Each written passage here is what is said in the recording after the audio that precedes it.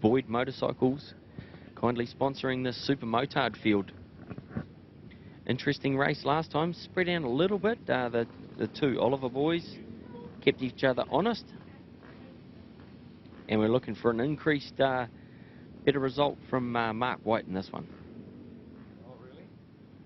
Yeah, right at 210 on the back of the grid here. I was up into third after the first corner. Got a hand up. We've got some bikes stopped. Oh, they don't know if they're going to go. Nope.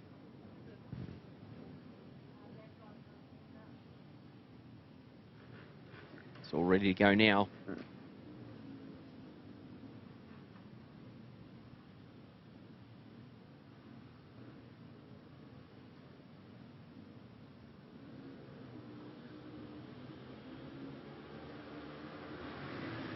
That's a better start from Mark White. Really getting up alongside those other two. Oh, and wow. Yeah, Mark Oliver left in first place on the grid there. Probably not the best start, probably a little bit better than Aaron Hansen, but not much. Let's see if he can Mitch Rees it. Yeah, John Oliver out the front, making a good start with it. Getting shuffled back to fifth. There was Mark White. I'd like to see a little bit more aggression in there, boss. Pretend it's me on a Monday. Yeah, Mark Kyle up to fourth from the back of the grid, so another good start from him. So the things seem to be eking out a little bit. Those front ones, boy, they're fully set up super motards, and they know what to do, eh? Yeah, you can really tell the difference between the fully spec motard bikes and the ones that have just got motocross bikes and chucked some wheels on. Whitey's got a missile motor, but just the suspension doesn't seem to match up, and he's having to push on, but he's got no mid-corner speed. Yeah, none at all. None. Just completely dead. Middle of the corner, Gavin Veltman, like no mid-corner speed at all. None. Zero. So we've got John Oliver out in front, followed by Hamish Boyd, Tony Tierney, and Mark White in fourth. Mike Carler gets past the starts, not a bad effort at all. Got Mark Oliver up to 10th from the amazing start. Didn't really bring his first lap, even though he was about 30 seconds down on the leader. And they all seem to have a good little push at the start and then run away, but he hasn't seemed to run away in this one. It seems to be like packs of two, and it might tighten up a little bit at the end of the race, eh?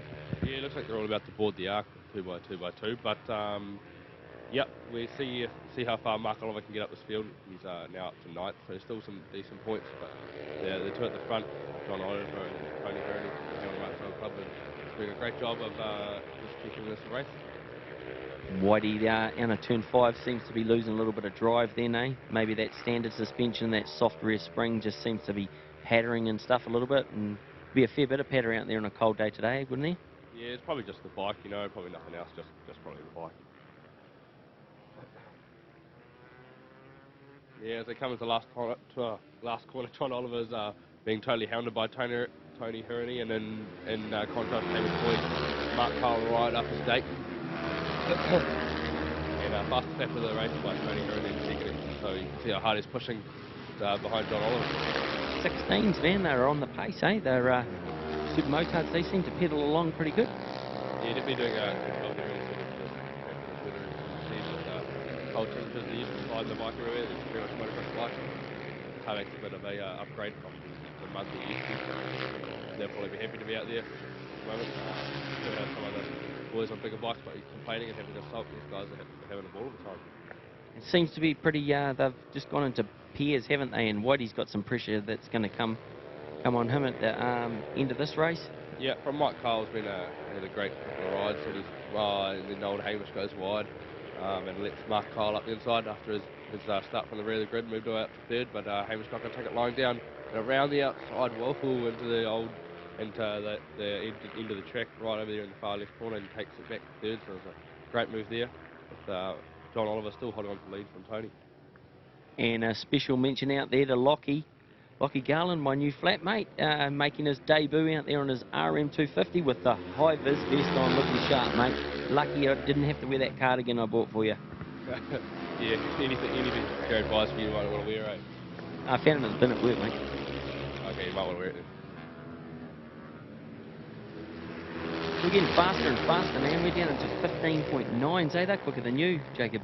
I would probably go to say that is probably quicker than what I've done today. Not say how much, but it is quicker. Track temp must be coming up, eh? Oh yeah, so it's the track temperature must be going up. But yeah, other than that, I'd be riding the honest. Mark Oliver's trying to make his way through the pack, finally getting some more riders. Probably be up to 7th into this lap.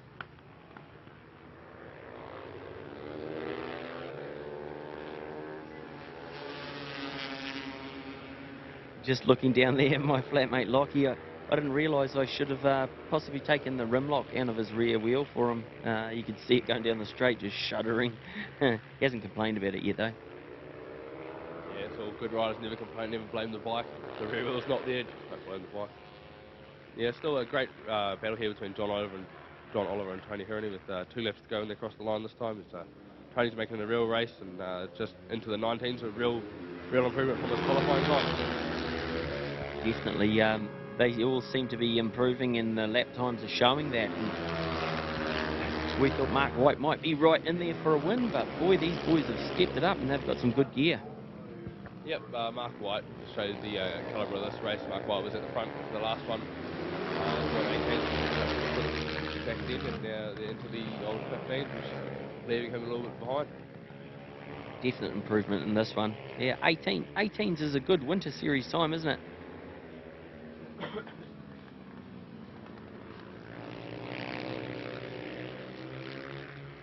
That battle for third is really heating up with Hamish Boyd and Mark Kyle. There's not a lot of room in there, maybe a bike or two in there as it closes up under brakes. Hamish seems to have the edge out of the corners, but Mark seems to be able to brake a lot harder on the Kawasaki. And you'd think Whitey at his age would be sort of fading, but nah, he's hanging in there. Yeah, surprisingly, he hasn't faded as far back as everyone thought he would. And he's not saving any energy, so he might be a bit cranky on work on Monday. So the age thing, in mentioning that, we've got a Superbike champion that's 48 years old. Yep. We do at the moment. We have a Superbike champion that is 48 years old. There's another one who might come out a little bit, probably closer to 60. Something like that, I don't actually know how old he is. But yeah, so we'll see how that goes. The old guy is still ruling the roost at the moment in New Zealand Superbike racing, so anything can happen these days.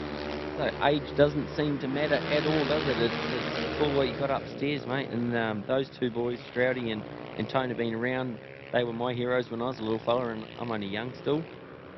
Yeah, saying that, Spike Taylor, about at least 95. So he's all respects to him, he's doing a really good job just hanging in there, using what's upstairs, not what's everywhere else. And we've got the white flag out now. Can John Oliver hold on? Yeah, John looks like he's pulled away this lap. Got a bit of a healthy lead unless something miraculous happens in this last lap. Yeah, I'm not really scoring me, but yeah, it's looking pretty settled here with old John Oliver. Not gonna give it up now. And Lockie coming through there to get the white flag. What a tight one there. We've got John Oliver from Tony Herney. And dropped back into the 15s that last lap that Tony lost a bit at the start of the lap, and looks like Hamish Boyd's going to hold on for third just in front of Mike Cole. And here is the forever fading Mark White. Actually, it's fastest lap on the race, so it's a little bit unfair, but Hey, yeah, that's my boss. Rode well. It's a full pro circuit motor inside that thing.